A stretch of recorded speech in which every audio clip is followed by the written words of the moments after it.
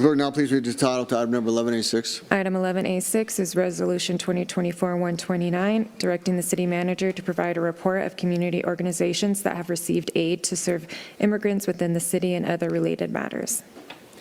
Councilmember Jurinsky. I will defer to the city attorney first. Thank you, Councilmember, Mayor, Council.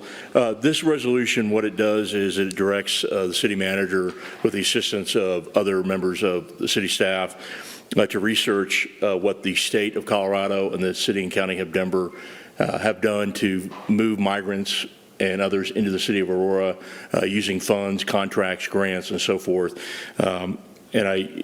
There is some thought that we don't need a resolution to do simple open records requests and so forth, but because we are going to be sending these type of requests to other governments, having a resolution as the statement of the city would make sense in our roles as we try to reach and get this information. Further discussion? Mayor.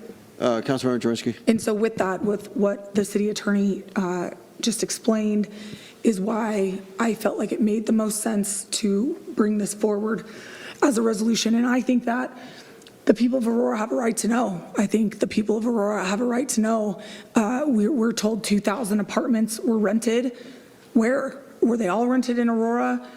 You know, we've heard about the nonprofits that received all of this funding, American taxpayers' dollars to move these people here. The people of Aurora have a right to know how this happened, how much money went towards it, what the state's involvement was, what the city of Denver's involvement was.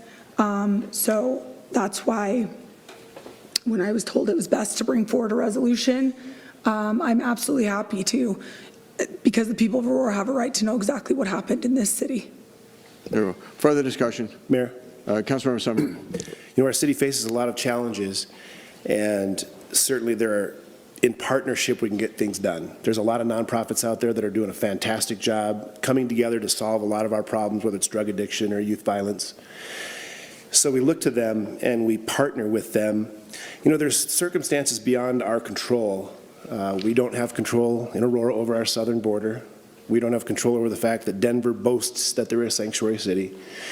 And there are some nonprofits that placed people in Aurora, and they did it in an irresponsible manner, a couple of them, where they gave them a few months of rent, didn't check their employment, and they never followed up with them.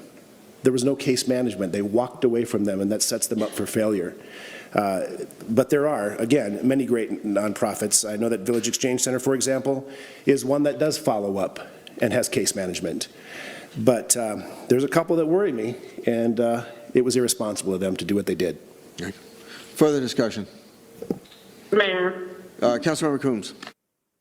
Yeah, so I guess I do have some questions about legal issues, namely, you know, are we going to be asking for protected identifying information of individuals as part of finding out who was placed here and how, which would be harmful and problematic for those people?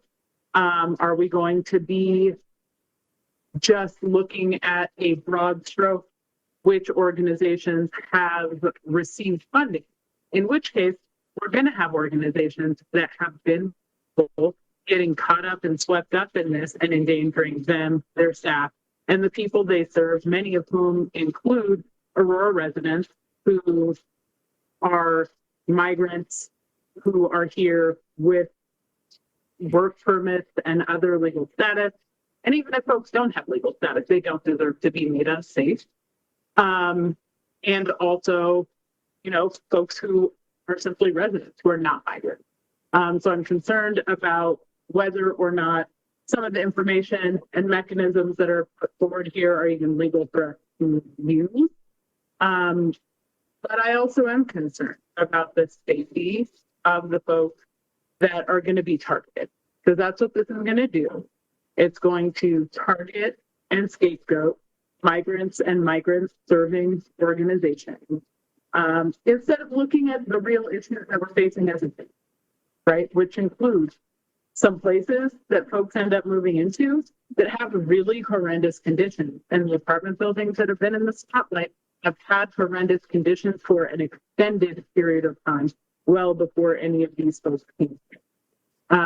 So I'm concerned about legal issues, and I'm also concerned about the ethics of what we're doing when we're making people unsafe, the rhetoric that we're using that makes people unsafe, and the fact that we are scapegoating migrants and migration for an issue that we have that has been ongoing that we could make policy about and that we're responsible for making policy about, which is housing and code.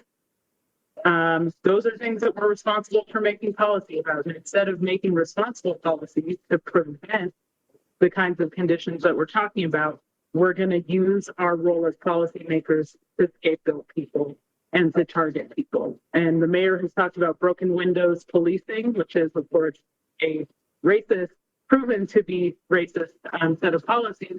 But what it's grounded in is the idea that we are responsible for the conditions that we create and that negative conditions attract crime.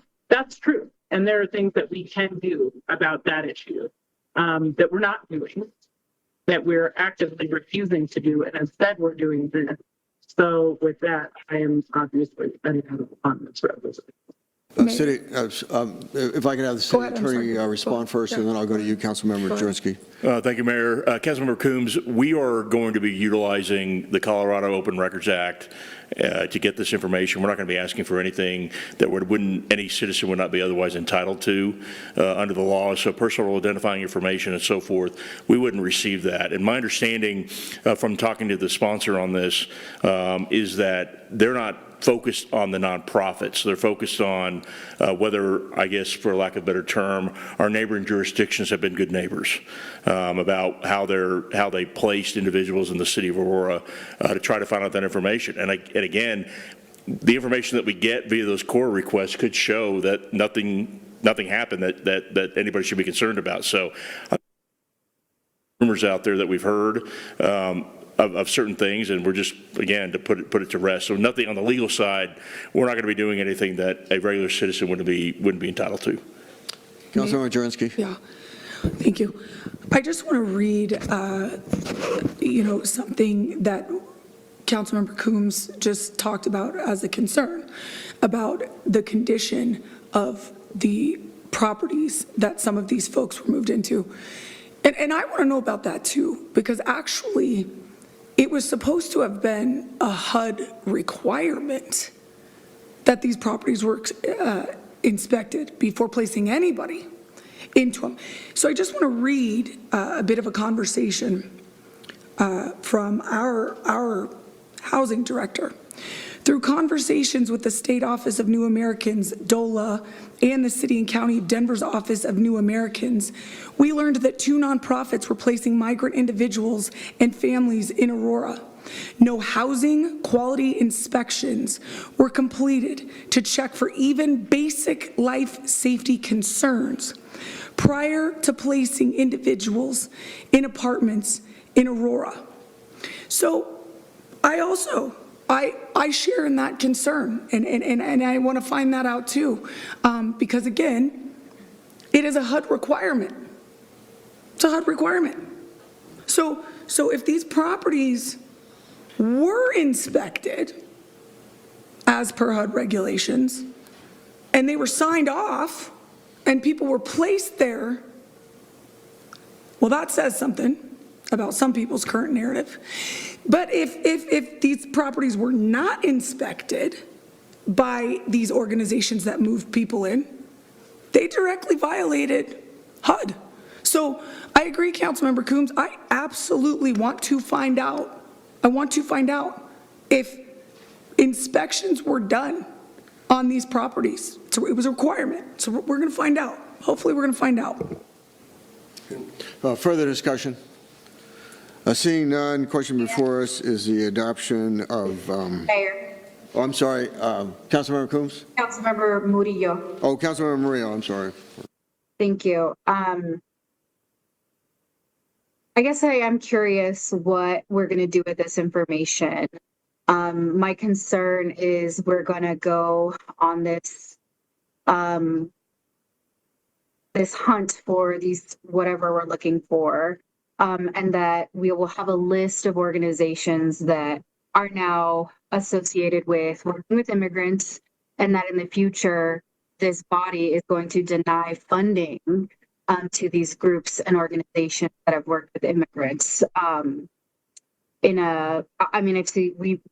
seen that happen in the past where certain organizations have been targeted for one reason or another.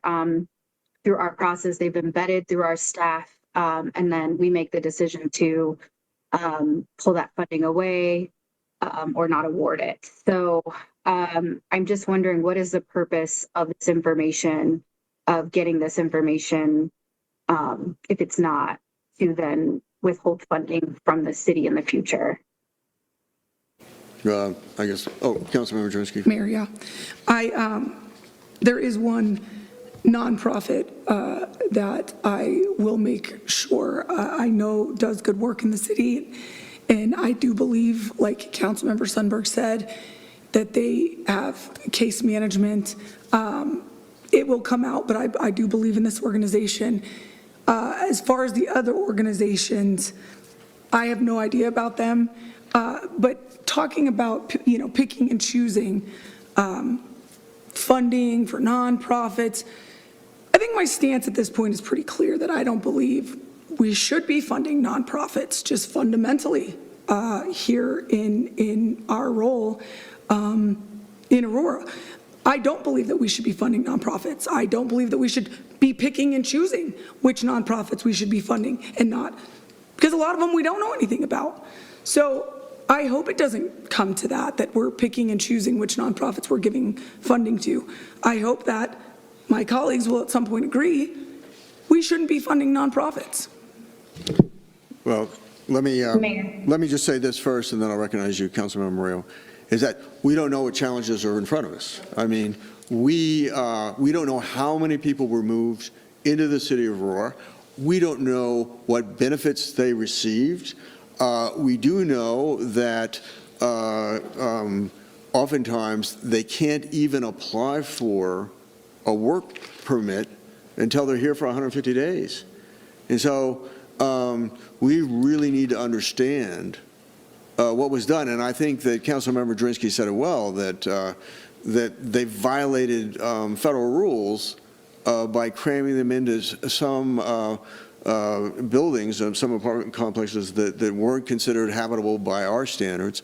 And so we just need to retrace our steps and find out what happened. And we need to make sure it never happens again.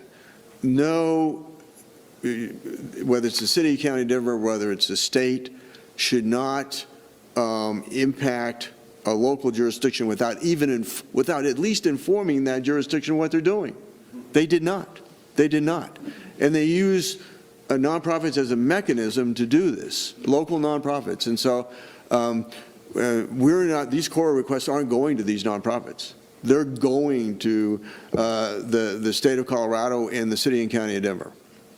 Councilmember Murillo. Thank you.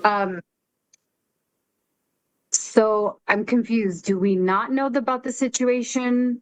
Because it sounds like some very specific, like it sounds a little just targeted to Denver and specific nonprofits. So I'm confused if we do know anything about the issue or we don't, because you also said that we needed to understand it better. So I feel like I'm getting some mixed messages there. But what I also heard was that we might use this information to deny funding in the future, which makes me really uncomfortable that might be the fact, given that we would be targeting organizations that serve specific populations. So I guess all that being said, I'm not comfortable with supporting this, and I won't support this resolution. The discussion. Seeing no further discussion, call for the question. Mayor, I'm sorry, Councilmember Jurinsky. I move to approve 11A6. Oh, I'm sorry. It's been moved by Councilmember Jurinsky, seconded by Councilmember Hancock. Discussion? Any further discussion? Seeing none, call for the question on the adoption of 11A6.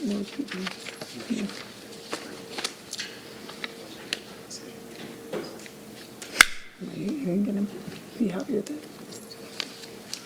Are you going to speak with The motion passes with 6 yes votes and 2 no votes from Councilmember Coombs, Councilmember Murillo, to adopt Resolution 2024